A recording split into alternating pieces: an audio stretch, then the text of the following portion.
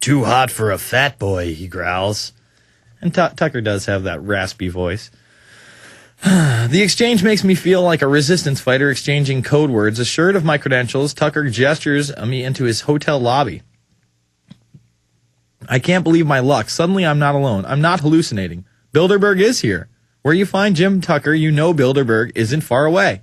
He's a herring gull telling me there are whales beneath. Tucker lights a non-filtered cigarette, lays his hat upon the table, and settles back into the lobby sofa to talk.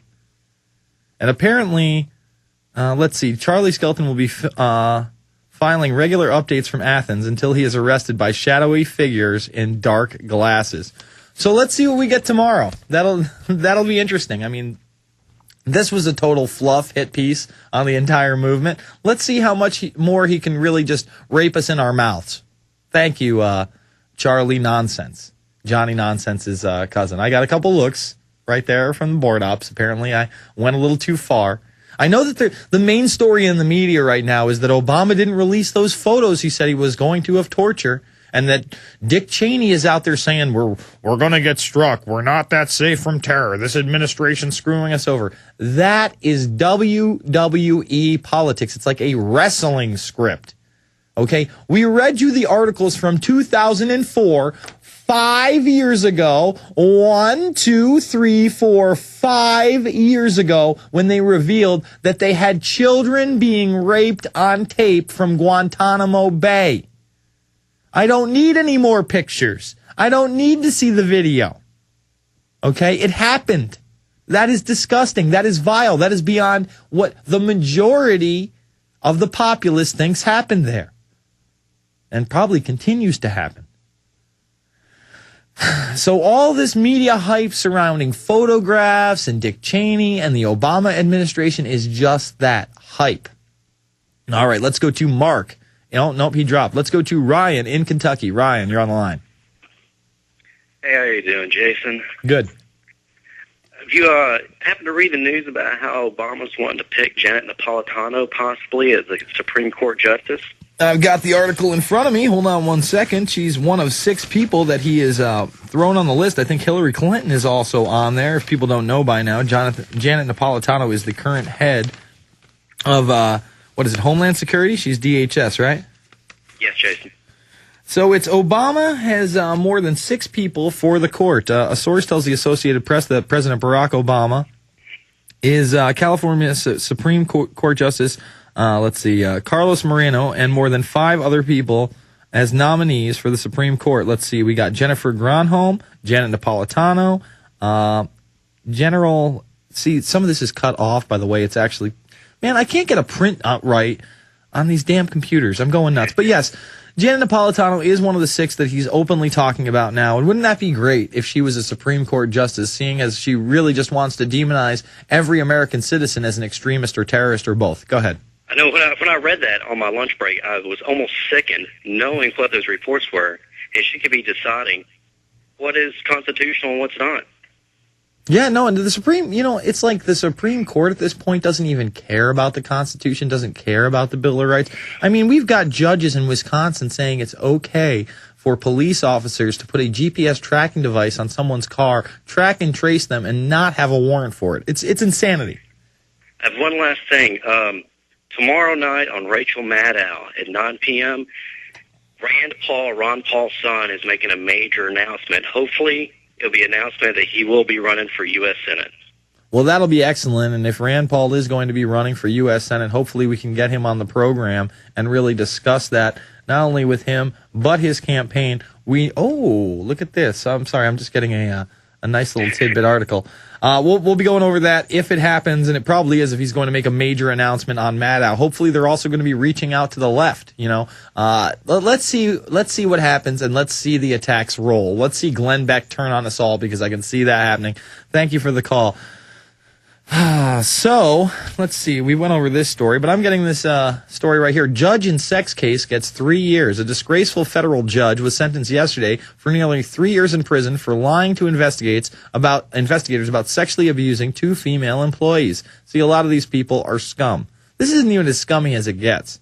What are you pointing at there? Dude, just come in with some headphones. Come on in. No, we're going to talk to Dew. We don't have any guests today. Sit down. We got his mic hot. So what did this guy do? Just a couple of women? That's pretty odd, though. You know, usually the judges, the senators, the congressmen, they're not into the ladies. Yeah, that's true. Usually it's little boys. My sister was actually she used to work at a restaurant, and there was an old one-armed judge in the town that when you saw, always like hit her on the butt. Really? And this is the guy? No, it's not the same guy. I wouldn't be surprised. But yeah, so that's pretty interesting. Yeah, I'm not seeing this all over the place. This is in Philadelphia. Yeah, and it's funny. He's not getting it for doing those types of actions to the women and being sexually abusive. He's getting it for lying to investigators about it. And they could have given him 20, and they gave him 3. Oh, I know. Oh, he won't even do 3. He'll be lucky to do 12 months. 18 months, yeah. Yeah, I don't even think he'll do 18 months. I've seen people get 5 years and do 1 year in prison, and then they do a couple years work release or on probation. Right. I mean, he is a judge, so I'm sure he has connections. We can only hope that street justice gets him in the slammer. Oh, I said it. Oh, Jason Bermas is controversial. He wants street justice for the judge. Are you a judgeist? All right, Dew. I thank you for the spot, my man. Late night, Rob Dew. See, we work hard in this office. We do have fun, but we work especially hard. How can we not work hard when the Guardian is making huge jokes about the Bilderberg Group? All right, let's jump to Joe in North Carolina. Joe, you're on the air. Yes, sir. How you doing, Mr. Bermas? Good. You and Alex have to be the Batman and Robin of the airwaves. Oh, man, are you telling me I'm in, like, little green tights? That's tough. And a mask? I mean, hey, I hear you. I like the Batman and Robin as a kid, but the outfit is just outlandish. Yeah. But you guys are the dynamic duo, truth, justice, and the American way. Well, thank you, brother. What else you got for me? Well, I was just going to comment on that little op-ed Bilderberg piece. Mm-hmm. It was so moving, I had to go to the bathroom. I mean, that article was, that should be used for birdcage liner. It's ridiculous. I mean, everything's a joke. Everything's a rumor. CIA black ops do trivial things for Henry Kissinger. And, I mean, his Cocoa Puffs are a main line in the story. Everybody's a spook. Then he goes and he meets Jim Tucker, and he starts making fun of him off the bat. And then he's like, oh, wait, by the way, Bilderberg is here. Oh. It is. That's totally disgusting. It really is. But anyhow, I wish you and Alex would get together and generate a list of everybody in the Bilderberg Group, the CFR, the whole 9 yards, and expose all the crud and scum that's out there. Well, you know what? That list is really openly available. If you go to the CFR website, they have profiles for everybody. Recently, as everybody knows now, we did this little short Aaron Russo film based on the interview and a couple other videos that we had with Aaron from a few years back. And, of course, Aaron always talked about Nicholas Rockefeller and say, his membership in the CFR and his friendship to him. Well, Aaron was able to hunt down a hardcover book by the CFR with a chapter by Nicholas Rockefeller dedicated to globalism, just so we could check that and confirm it. Yeah, these guys are everywhere. The CFR does exist. The Bilderberg Group does exist. Globalism is a reality. The New World Order is part of that. And, I mean, I know it's funny to some people, but it's not funny to me when the Federal Reserve just stole $9 trillion. It's really more than that. But they're saying, $9 trillion? We don't know where it is. You get to pay for it. And then they write articles like this. I thank you for the call, my man. Let's go to John in Canada. John, you're on the line. Hey, Jason. How you doing, sir? Yeah, I'm doing pretty good. It's another day for battling evil, though, for sure. So I'm not gonna give you a hard time, but I'm gonna play a Christ advocate in defense of everybody over at Bilderberg. Examples. If Bilderberg did do 9/11, the first thing, likely, as a good strategy, is to have you or anybody else in the NWO movement blame Bilderberg, because we can't form a warrant for arrest. Bilderberg is not an individual. There's a lot of people there, like the bartender, who we can't establish is guilty of any criminal offense just yet. Sure, but I don't think we would actually advocate the arrest of the bartender. I think you you would advocate the arrest of those who are on the official list to attend the meeting, those in the actual rooms, not people who work in the hotel, because the Bilderberg Group moves around. Go ahead. Okay. Second, if anybody, no matter who it is who did 9/11, if we want to arrest any of them, we're going to have to open criminal investigations that were closed officially by Cheney and Bush.